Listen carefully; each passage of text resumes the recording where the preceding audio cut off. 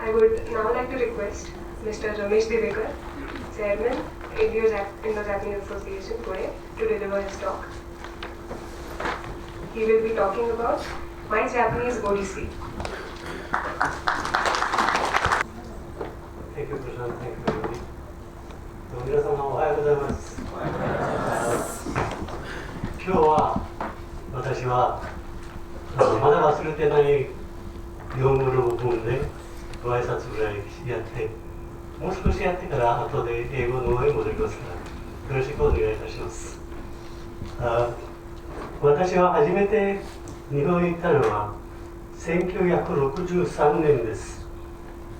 結構前のことを多分よくまだ生まれてない人たちもいるかもしれません。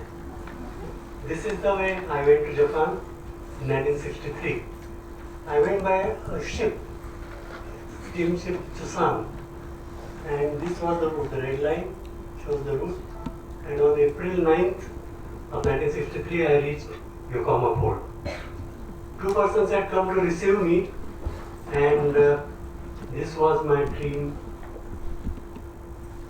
This was my dream come true, that I landed in Japan. So I traveled with those two persons from Yokohama port to Ajiya Bunkakaikan in Komagome in Tokyo, where I stayed for a year. On the way, the Hitachi people who had come to receive me at the airport, that person, Mr. Ono Takeshi, he asked me, would you like to learn Japanese language or should we provide you an interpreter? Because Japanese is a very tough language and that is not your subject. Your subject is electronics. So you decide whether you would like to exert to learn the language or go straight to electronics. I thought that anyway I am coming to Japan and there is much beyond the 8 hours of training, so I would rather learn the language. I did. And I went there under the scheme of the Hindu Hitachi Scholarship. Hindu Hitachi Scholarship is one of the best scholarships I ever seen. It comprises 1 year's total span. First 5 weeks is intensive Japanese language course. They are so intense and so good, skilled teachers that even I could learn something in 5 weeks. Then I went to the factory. Hitachi had several factories, 41 to be precise at that time. Out of the 41 factories, 7 factories concerned electronics, that was my subject. So I took training in 7 factories during the 1 year that I spent there. I purposely chose a place which was away from the factory so that I travel a lot every day. Every day I travel 3.5 hours. That is 1 hour 40 minutes every way, each direction. So that I meet more Japanese people and I try to learn more than what I learned in the classroom. That has retained whatever Japanese I learned, even now after 52 years.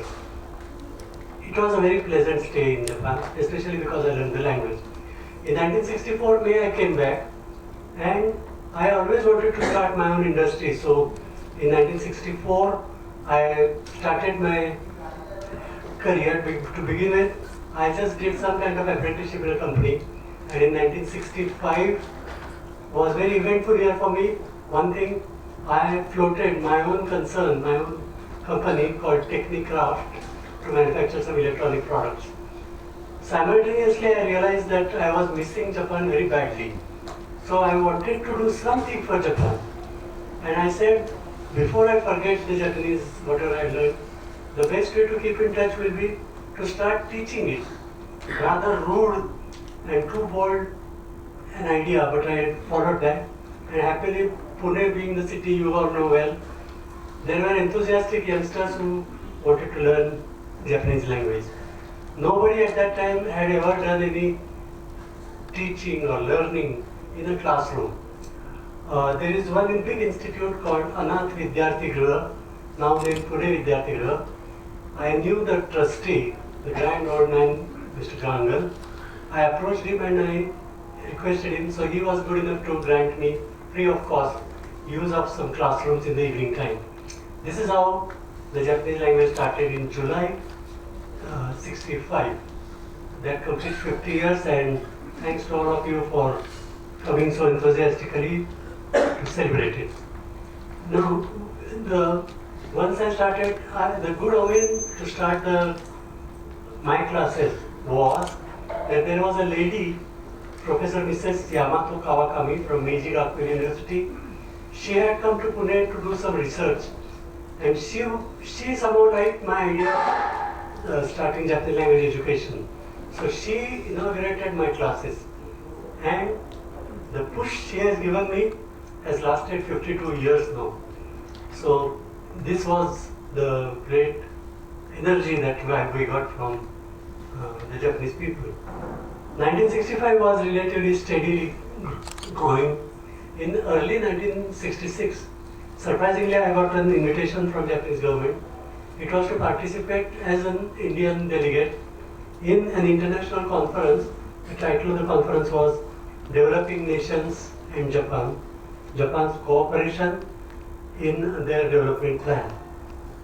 This was a very serious subject. This was promoted by United Nations. I participated, and from the report that I got later on, I apparently did well there. I returned back to India again to pursue my personal career, and then for 3 years I struggled, and I was looking for some opportunity to have a breakthrough. I got it in 1970 in the form of Expo 70. Perhaps many of you may know that in 1970, Japan had put a big show in Osaka to demonstrate to the world what all good things he had done. I felt that from Pune also, about 25 small medium enterprises and entrepreneurs went to Japan to see Expo 70. I thought that is the best opportunity for me to catch all those people in Pune who are interested in Japan.